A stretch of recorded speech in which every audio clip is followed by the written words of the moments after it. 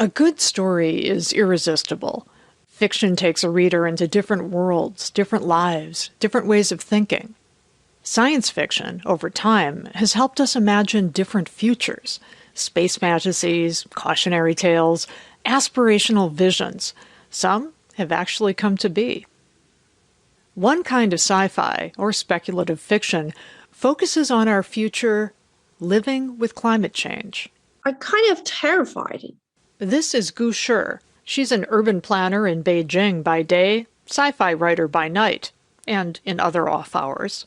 You started to really seeing like the disasters happening everywhere around the world. Also, like in China, in Beijing, the weather is very much changed. But it's kind of like a very strong power. You do not really know what you can do.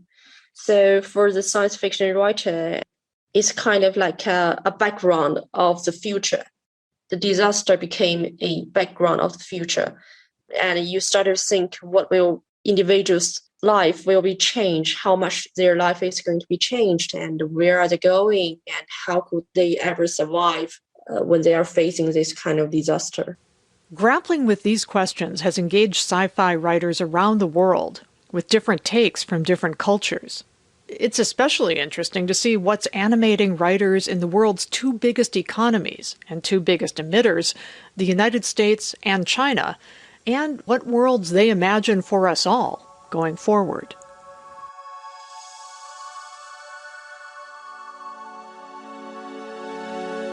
This is the COAL+ICE Podcast from Asia Society, with global conversations about how climate change is playing out around the world and what we can do about it. I'm Mary Kay Magstad. And this is the final episode of this series. We've looked at problems, coal use, burning the Amazon rainforest, melting ice, loss of biodiversity, and we've looked at possible ways forward, how to feed the world, save species, and live sustainably in cities in a climate change future. Which way we go depends a lot on us, on the choices we make now. And that's where writers of climate change-related sci-fi or speculative fiction, call it cli-fi if you like, others have, are great to have around. Not just to spin great yarns, though they do, but also to stretch our minds, challenge our assumptions, and maybe help us realize we need to course correct to avoid disaster.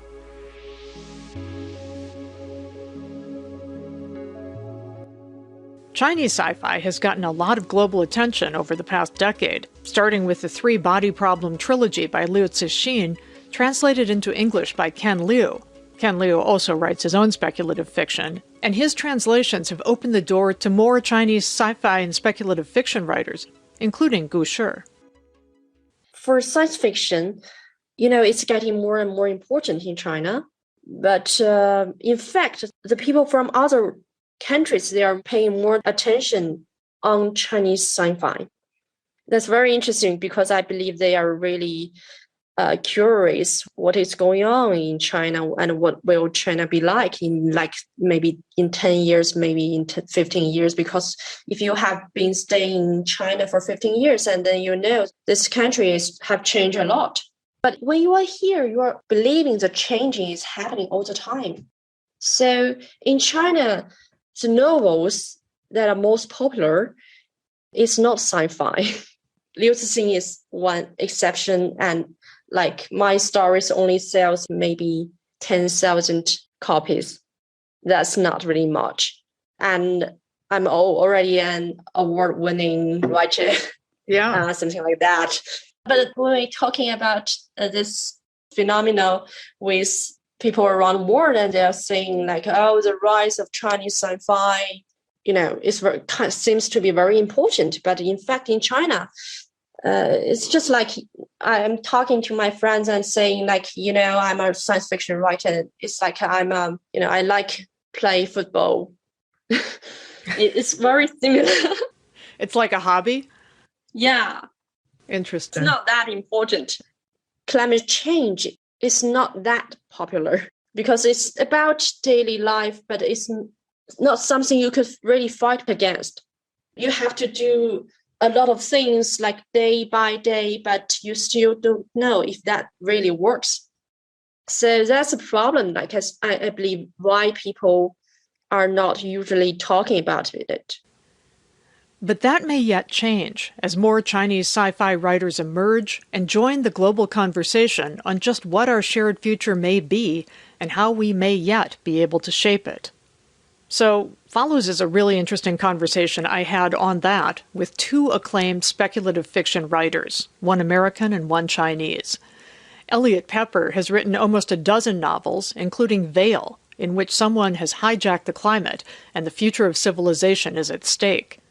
The novelist Kim Stanley Robinson said about it, "This is the best kind of science fiction, in which the overriding issue of our time, climate change, is addressed with vivid characters serving as exemplars of the roles we need to take on in the coming decades, all gnarled into a breathtaking plot."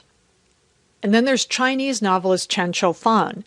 His novel Wastetide, which came out almost a decade ago, was translated into English by Ken Liu and was a Locus Award finalist for Best First Novel.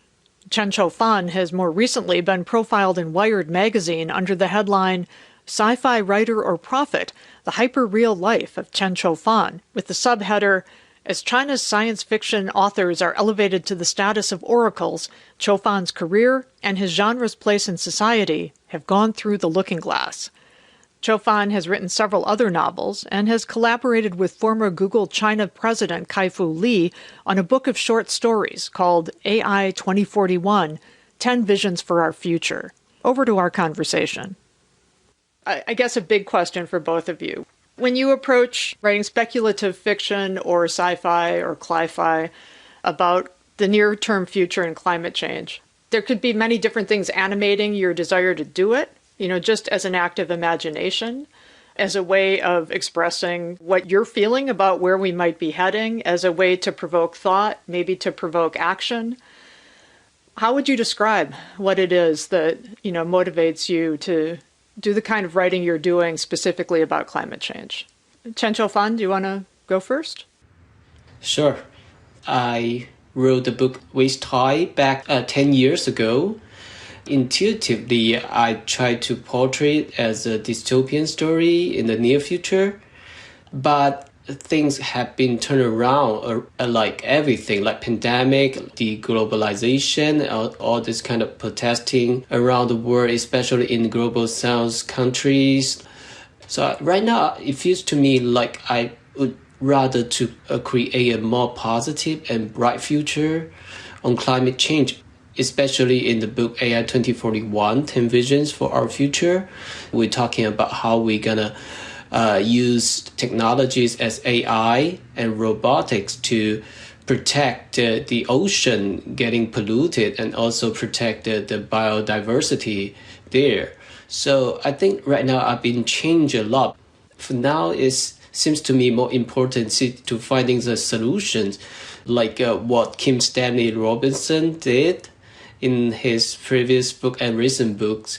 So I think that's what I'm going to do right now.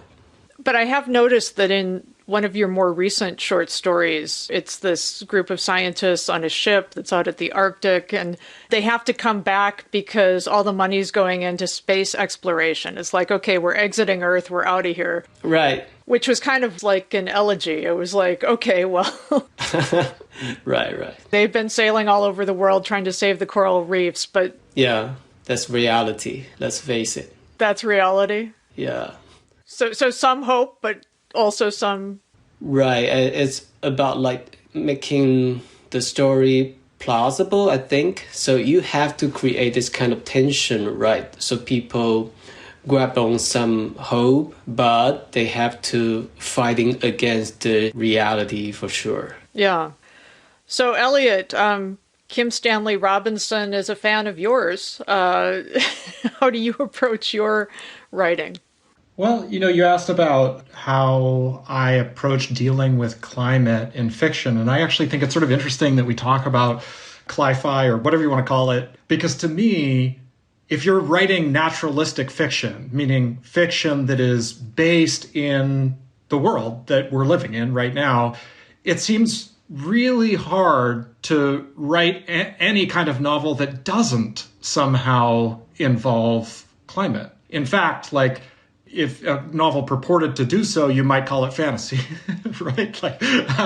Because we now just are living through climate change, and because fiction reflects human experience, I find it almost impossible to imagine writing a novel that somehow doesn't involve that. So I didn't set out with, my most recent novel, Veil, which really it's about climate geoengineering, right? It plays out that kind of a scenario. But even if it wasn't even that wasn't what was driving the plot, we're living in a world where the climate is changing fast, and that influences every part of our lives, whether it's the ski vacation you didn't get to go on in Colorado, or whether it's that, you're living in rural Indonesia and ocean acidification means that you no longer have a fishery, which your entire family depends on.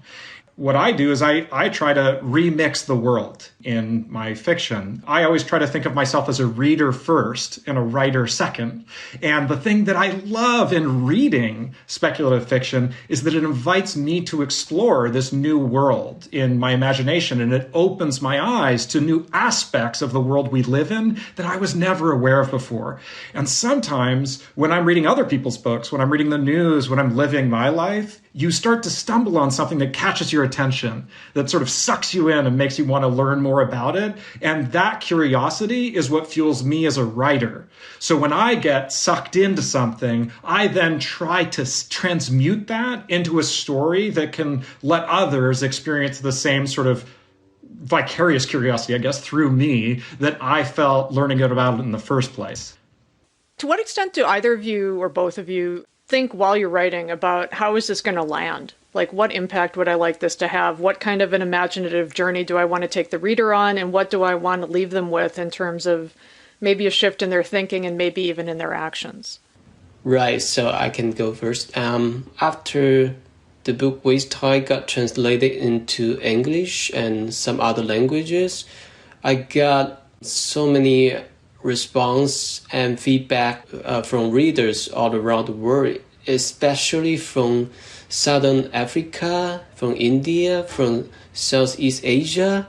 So especially when I went to some kind of event, or some people like environmental activists, they came to me and they say, we need to do something.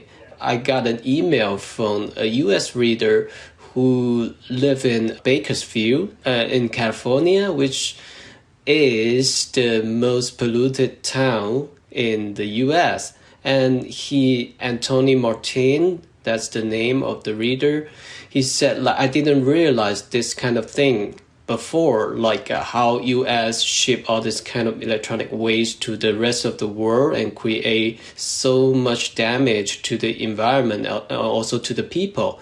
So that he decided he wants to keep all his electronic devices by himself, not to causing more damage to the planet, which is totally amazing to me, because through this kind of storytelling, you can make someone relate to the story and feel for this totally stranger living on the other side of the planet. And finally, it got to change their own behavior, consumerism habits and living style for sure. So that's totally something fascinating to me. I love that. The thing I think about most when I'm working on a new novel is, frankly, just telling a good story. That's my first job. Yeah, it needs to be a story that makes people feel, that people can connect with, that invites them to explore a new world, that keeps them turning pages along the way, and that feels surprising and inevitable when you reach the conclusion, that you leave it and you're like, maybe you're left wanting a little more, or feeling a little nostalgic, that you wish you could start it again, or that you want to share that experience with a friend or a loved one who might connect with it. That might sound pedantic because, obviously I'm writing novels. That's part of what novels are supposed to do for you. But it is the thing that I try to keep foremost in my mind, because I know that anything that goes beyond that can only succeed if that succeeds. Like any ideas I have that I inject into the novel or that I weave into the world the novel takes place in will only resonate to the extent that the story resonates with readers and that they turn into its ambassadors to others, right? That story gets passed around. And I think there's something else that's really interesting about stories as a form. So if you think about fairy tales or parables, you have these stories that have been told and passed down generation to generation for thousands of years, and they evolve along the way, right? Like they're not a static thing that we're hearing the same version that was told 2,000 years ago. Every generation reinvents it slightly, remixes it for the world they're living in. And that adaptability of story, I think, is really key, because something that's easy to forget if you're a writer is that readers bring at least as much meaning to a story as the writer does. Like I've had books like Veil, which is this near future novel about climate change. Some reviewers review it as dystopian. Some reviewers review it as utopian, right? And I don't know who's right. Both of them are surprising to me because I didn't think about it in those terms going in. But I think it's really important to understand that readers bring so much to a story. So I think about the story first. Then the other thing that I think fiction can do really well, and then novels in particular, even more than necessarily short stories or other forms that have different strengths, what fiction is really powerful at is complexity. You're not just describing an idea like in an essay or an op-ed. You're not just setting up a situation. You're not just telling a joke. You're actually able to see ideas made flesh, right? In the characters' lives, made real, and how they play out over time, and how you have all these complex interaction effects with social relationships involved, all of that kind of stuff. I think that's a unique strength of novels. And so one thing that I try to think about when I write a novel is I want to find a hard question and have that hard question be at the heart of the story, where in a way, it's a question so hard that I've been grappling with it long enough that I don't have an easy answer. And so the novel is me attempting to share that hard question with many different angles so that others, people who are smarter than me, can enjoy the story, and maybe that inspires them to try to develop answers for themselves. So that's often what I'm thinking about when I'm working on a new book.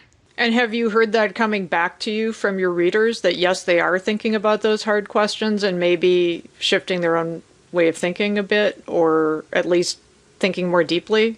Oh, yeah, absolutely. I mean, like the former Assistant Secretary General for Climate Change to the UN bought copies of Veil for his entire staff. So like there are really cool things like that, and hearing from people, and really, I mean, obviously that's sort of like someone who's very high up in the policy-making hierarchy around these issues, but hearing from people in southern India where a number of scenes are set, and how it reflects things they're living through over the course of the last monsoon season. Like, I mean, as a writer, one of the weird things about writing novels as an art form is that if you're a stand-up comedian, you see your audience, right? You're testing jokes, you get to see their reaction, you have this fast feedback loop, so you practice.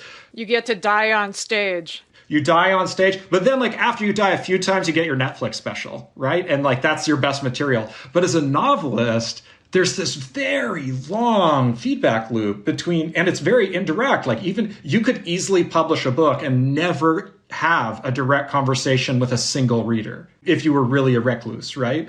I actually really appreciate hearing from readers because it's a gift. As someone who puts this kind of work into the world, it's a gift to hear it reflected back at you and see how other people are putting the ideas or the feelings that piece of art gave them to work in their own lives. Yeah.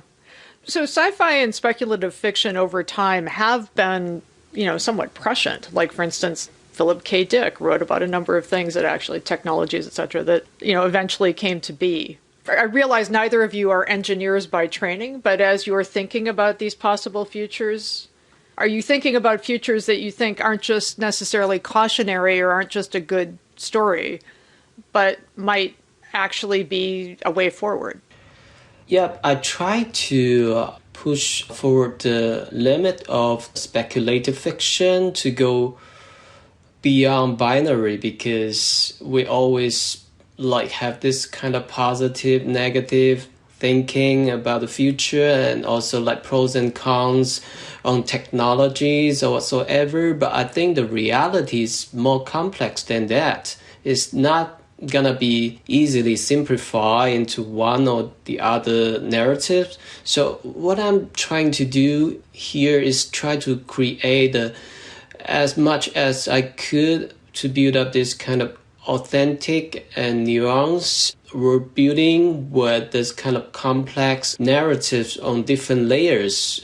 For example, in the book AI 2041, we attached different kind of technologies of AI together with different societies. For example, India, Nigeria, Southeast Asia, Australia. So we have tapped into different historical, social issue which might be amplified in the future with the help of technology. So I try to build up this layer by layer and try to make it coherent as a whole. So then people have their different take. I really like what Eliot just mentioned, like each different reader has their own takes on one single story. They have their own understandings as well and their own feelings. It's totally unique. So my forthcoming book is for kids. It's about carbon neutrality in the future, because everyone knows like China government commit to this kind of 2060 net zero mission. But the kids, the next generation, are those who gonna live through this kind of process, and they're gonna be the one who make the real contribution. And if they couldn't understand what's the real connection behind the scene with climate change, biodiversity issue, there's no way we can achieve this kind of historical mission. So it took me so much time to doing all this research across the field, because, as you know, I'm not an engineer background. You were a literature major undergrad, right? Right, I'm literature and film art, so basically very humanities. So I have to reach out to so many scientists and scholars and researchers, try to understand what they're doing and what their takes on this specific issue in the domain. So then I can like suck in so much information and try to transform it into a storytelling. And then backward, I give it to all these kind of experts, and they're gonna tell me whether it's gonna work or not. So I'm gonna revise a little bit. So it's kind of like that. I'm working in a collaborative way to try to create a whole scenario for the kids.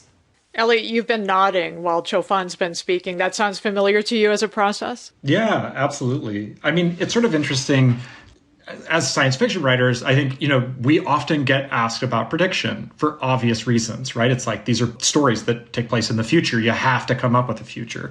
If you think about people who invent futures for a living, statisticians, economists, the IPCC doing climate change projections, one unique aspect of writing fictional futures is that you can't present a range of possibilities in a single story. You have to commit to a specific future in the story you are presenting. That's a big constraint. Like, that's a creative challenge. You have to be specific. You have to be concrete. You have to make the world feel real and nuanced and complex and plausible. And that's hard to do. But when people say prediction, I usually think almost of like some kind of oracular version of that, right? Like that somehow someone has unique access to additional information that gives them like the right answer about what's coming next. And at least for me, that has nothing to do with my process of writing a science fiction novel.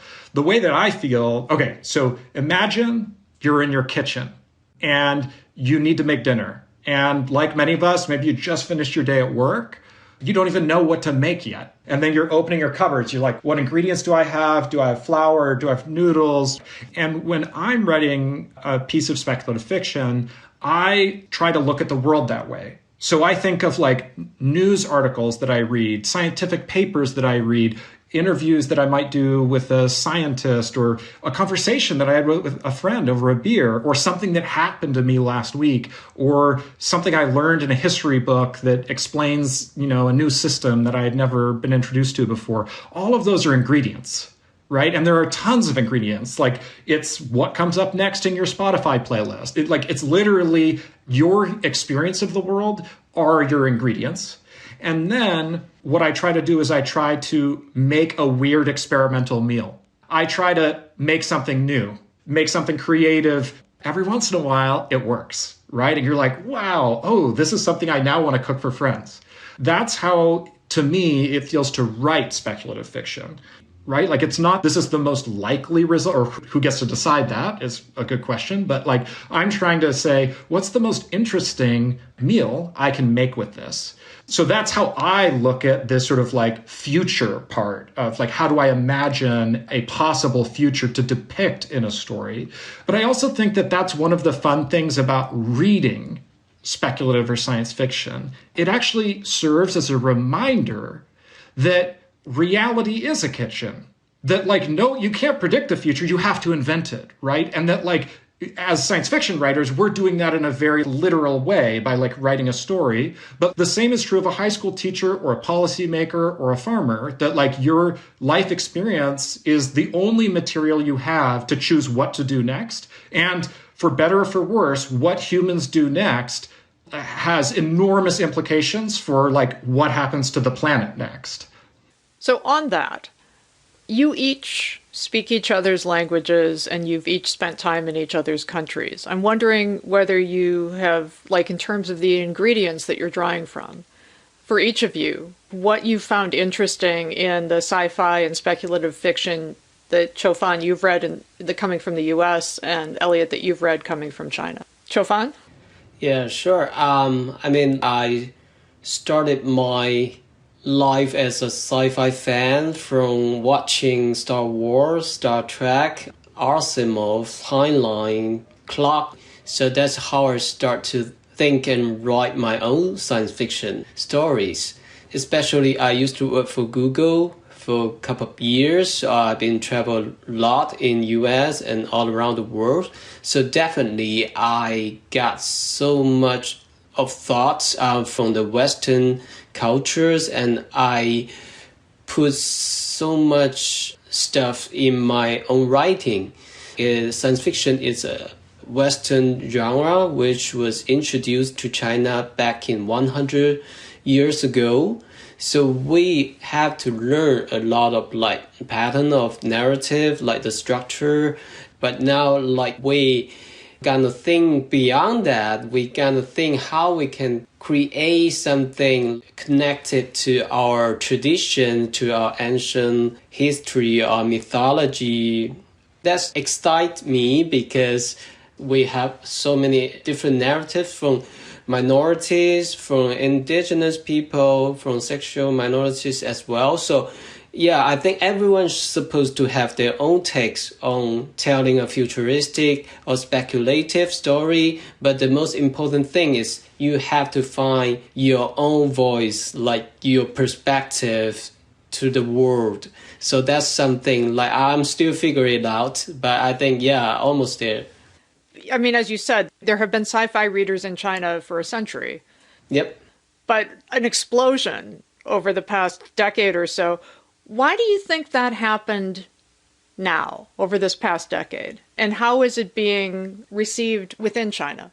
Right. I think it's a historical dynamic change because, from the external perspective, like China is uprising superpower on the world stage, and like economically, technologically, everything is gonna uprise. So I think people start to think about like, okay, our daily life actually is deeply embedded with technology. So science fiction definitely will be the mainstream narrative. So that's how people gonna transit their old-fashioned like kung fu movie or like those Eastern fantasy stuff towards the science fiction. I think that's one point. And the other point is, I think because three-body problem it create like a phenomenon across the world. And also this kind of vibe right now in China is kind of increasingly huge. Like no matter from the states level, from all those tech companies perspective, they all try to using science fiction as quite a great tool to communicate with the people, especially younger generation, because it's kind of cool. It's kind of like related to technology and innovation for sure. So that's what the country would pretty much love to see in the next decades or so. So I think all of this kind of like factors create this kind of new hit on science fiction. I think the writer's scale is smaller because compared with in the US, like here you have thousands of writers, like professional writers, but in China maybe I'll say like couple hundreds of professional writers in the community for now. You know, you made me think about how if you look at the history of science fiction as a genre, it really started to be invented almost coincidentally with the scientific revolution in Western Europe. And so you have these like very early examples of, there's one famous story that took place on the moon that I think was written in the 1700s.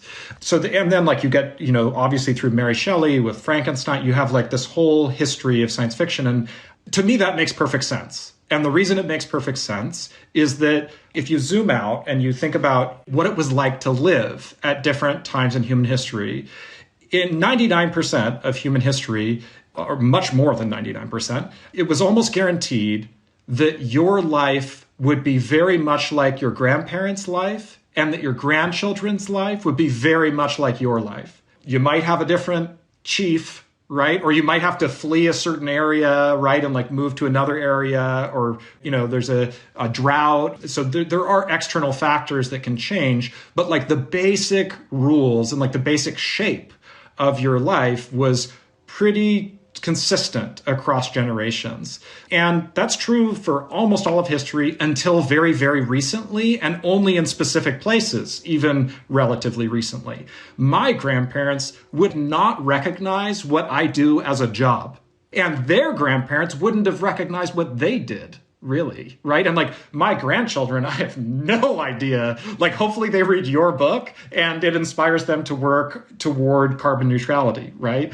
So I think that one of the reasons why science fiction is resonating in the culture right now in a new way, and I just mean like globally, why it has become a larger piece of our shared culture, I think is because more and more people are experiencing more and more fundamental change in their lifetimes. And they see how their kids are going to have different lives and how their grandparents had different lives. And so suddenly when you go to read a book and it describes a different world, that's actually more realistic than reading a book that describes your present world. Because guaranteed in a few years, your present world is the only one that can't exist anymore.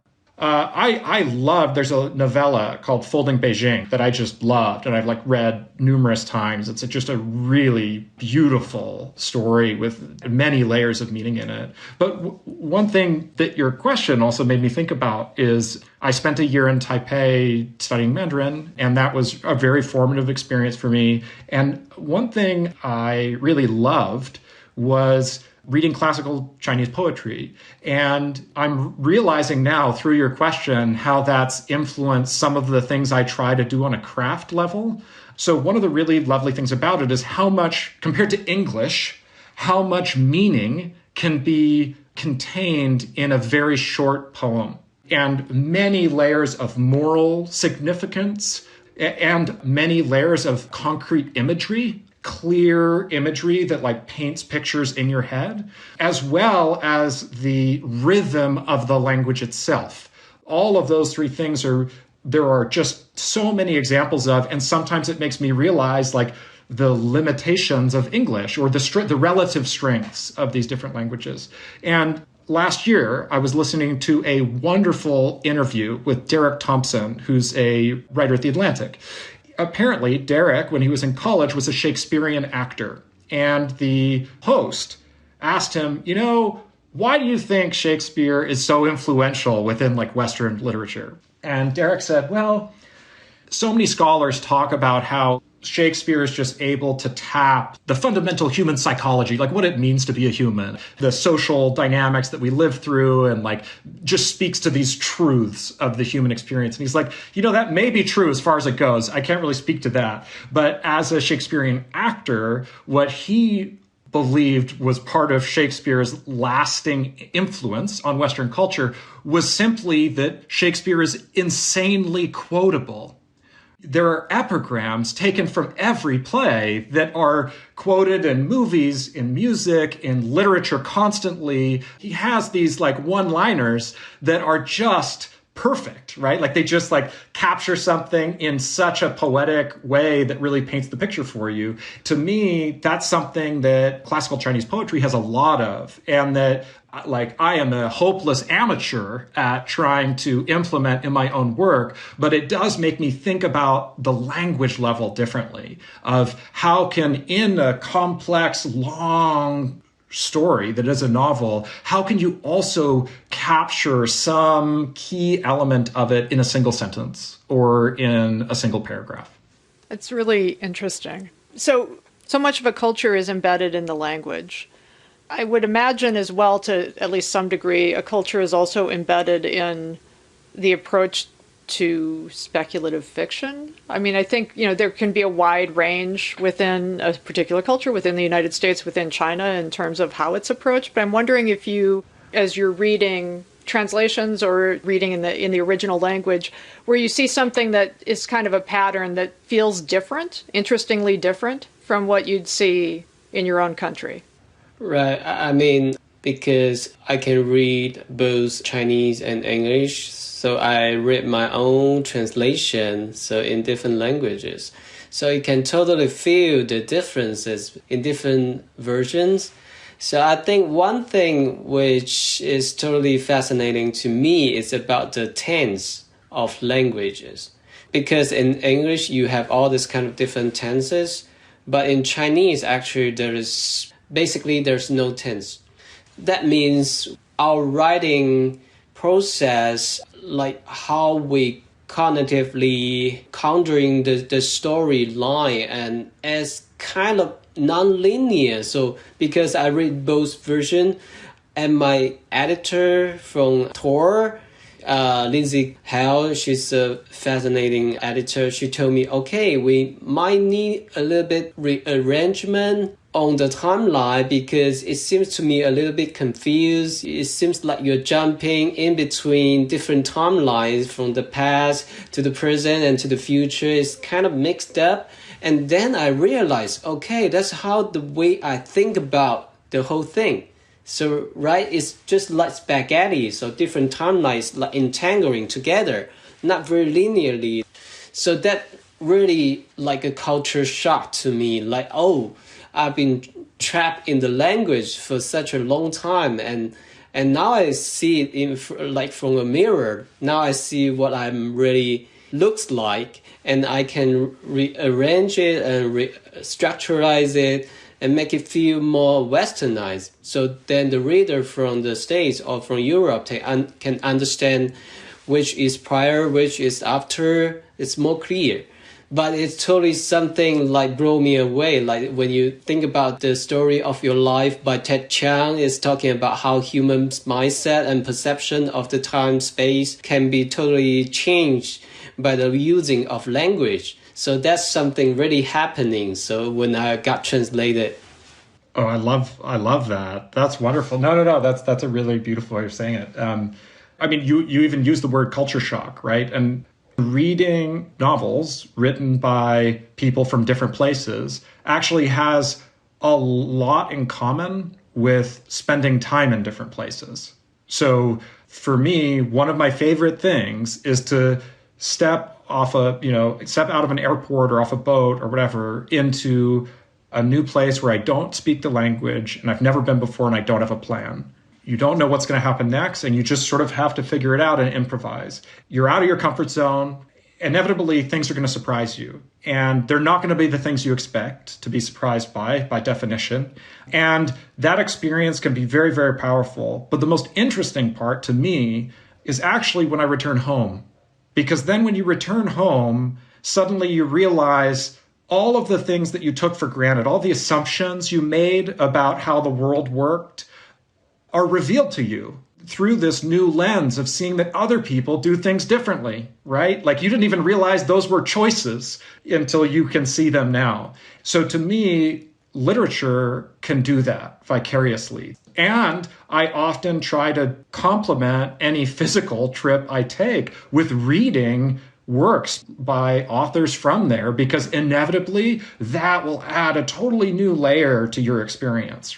Like there are so many worlds on planet Earth, and it's really a joy to explore them, whether it's in fiction or with your passport in hand. So there are so many worlds on planet Earth, and yet we also are on one planet. And I'm wondering, is you're thinking not just as writers, but just as people about the moment that we're in, where the Intergovernmental Panel on Climate Change just issued a report saying, we're even further behind in trying to meet the goals that we need to in terms of reducing carbon emissions so that we don't face, really dire outcomes that's going to make it much harder to live on Earth. Eliot, I know you, as an undergrad, were looking at how environmental law could be made more effective. This has been a long-standing interest of yours. Qiufan, you grew up in a China that was developing very fast, but also grappling with how do we get the balance right with, human health and happiness versus fast development. So to step back for a moment from your fiction, how are you looking right now at where we are? And as you're thinking about the past, the present, and the future all together, what do you see as kind of what we're moving into, what you'd like to see? I mean, do you feel hope, despair, some combination, resignation, a feeling of agency because you're writing? Qiufan, you first. Yeah, for sure. Because in the recent years, I spent so much time traveling domestically in China to those minority village in the mountainous area, so also in the Mongolia area. So I try to visit those village, still preserve all this kind of tradition and old belief system, and they're still worshipping the holy river, mountain, and tree, that kind of shamanic ceremony. So I'm actually thinking about like our civilization is actually hanging on the cliff, because everything we were doing, like treating the other species and the mother nature and the planet as something like objectively can be exploited to extract all this kind of value resources out of it without thinking any kind of consequences. But I think now it's time we step back a little bit. I mean, from a non-materialistic level, we need some spirituality. We need to pay more respect and appreciate there's something bigger than us. There's something beyond us, right? So we are just one of the many species on this planet. So I think this is something totally transform what I've been long educated and trained in that kind of rational and logical and, and next year I'll join Aurora expedition to Antarctica on climate change and biodiversity issues. So all this kind of experience, I think totally, I love to rethink about the whole thing like systematically. And I think all I can do is using storytelling to deliver the message. I consider myself as a messenger, a medium. I would love to be some kind of, I call it techno-shamanism, right? I have some kind of scientific knowledge, but still I worship the nature. I totally respect the Gaia. So I think now we need to bring the belief system to a new level. So not to like go either or, but to think and act beyond all those binaries. So I think this is something totally changed my mind in the previous 2 years. Whenever I read headlines that are really depressing, and there are certainly enough of those, I also try to remember that if given the choice, if as a science fiction writer I was able to step into a time machine, I would not choose to live at any prior period in history. Despite how much we complain today, I definitely prefer 2022 with all the negatives that come with it to 1922, 1822, 1722, 60, on and on and on and on. I try to keep that in mind in order to put things in perspective, because I find that I'm often overwhelmed by all the nasty things that people do to each other in the world, and that we do unintentionally. That's one thing I try to keep in mind. The second thing I try to keep in mind is that we didn't get here through like a linear process. Like we look backward. We're good storytellers, right? Like humans are good storytellers. We look at history and we try to turn it into a clean narrative. But the reality is that it was way messier and way more complicated, and many important variables are ignored by any individual history. Like if technology is how we do things and innovation is how we try to do things better or try to do things in new ways, inevitably there are going to be always unintended consequences. Like the world is that complex. And so my greatest hope is that only 49% of those unintended consequences will be negative, right? Like if we have 50, we can't aim for 100%, but if we can get to 51%, like over time that compounds, right? And that doesn't just apply to like widgets, bits or qubits. Like if you go from computing to quantum computing, it also applies to how we choose to live our lives, to the philosophies we live by, the values we use to guide our actions. Those evolve as well. Culture evolves alongside all like technology or anything else about how the world is changing. And so I think that in your formulation of like techno-shamanism, that sort of is where storytellers can play a role. Culture is a living thing. It's the stories we tell ourselves about ourselves. It's how we make sense of the world. And it can sometimes open a new window into how the world might change. Us writers, whether we're mediums or a channel, we're not always the people in the arena. We're the people talking to the people in the arena and finding out their ideas and then telling stories that might inspire other people to get into the arena. And so one of the things I've noticed in the past few years, talking to people who are serious about climate change specifically, is that when I was reading and talking to people 10 years ago about these kinds of issues, there were a lot of very smart people working on the problem, aware of the problem, doing research about the problem, trying to communicate about the problem. But I feel like in the past few years, the dynamic has changed. And so this is totally anecdotal. It's just the people I've been talking to. But I feel like in the past few years, I have met way more smart, serious, young people who are not just studying the problem, but trying to create solutions that are very practical and scalable.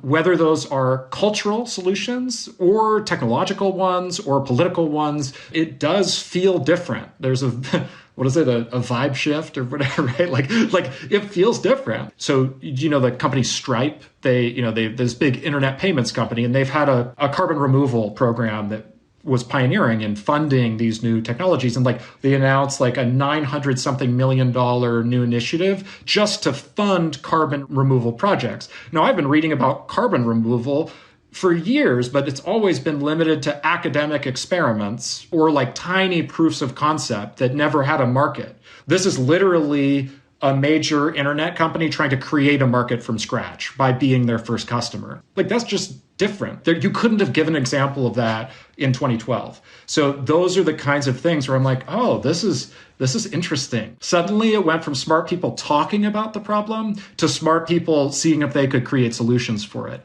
And that's where I find hope. And that's a good note on which to end the COAL+ICE podcast. Thanks to Eliot Peper, whose new novel Reaper is out in May 2022, and to Chen Qiufan, whose children's book in Chinese, Net Zero China, will hopefully be translated into English and other languages. Thanks too to Gusher, who talked to me from Beijing and who's now working on a novel related to cleaning up oceans. And thank you for listening to the COAL+ICE Podcast, a companion to Asia Society's COAL+ICE multimedia exhibition on climate change, which has traveled the world over the past decade, including spending a stint at the Kennedy Center in March and April 2022. The exhibition is co-curated by Magnum photographer Susan Meiselas and Dutch exhibition designer Jeroen de Vries. It was conceived in collaboration with Orville Schell, who heads Asia Society's Center on U.S.-China Relations. I'm Associate Director there and the editor and producer of this podcast. Tylee Ni is the podcast assistant producer. You can find full transcripts of all 7 episodes of COAL+ICE Podcast on our website, asiasociety.org/center US-China Relations/COAL+ICE Podcast, put a hyphen between each of the words. Check out photos and videos of the COAL+ICE exhibition over time at coalice.org, and watch videos of our climate change-related event series, including a conversation between Al Gore and young climate leaders on Asia Society's YouTube channel. Just go to the playlist for the Center on U.S.-China Relations, and you'll find our COAL+ICE videos there. We hope you've enjoyed this podcast. If you have, please let others know about it. And once again, thank you for listening.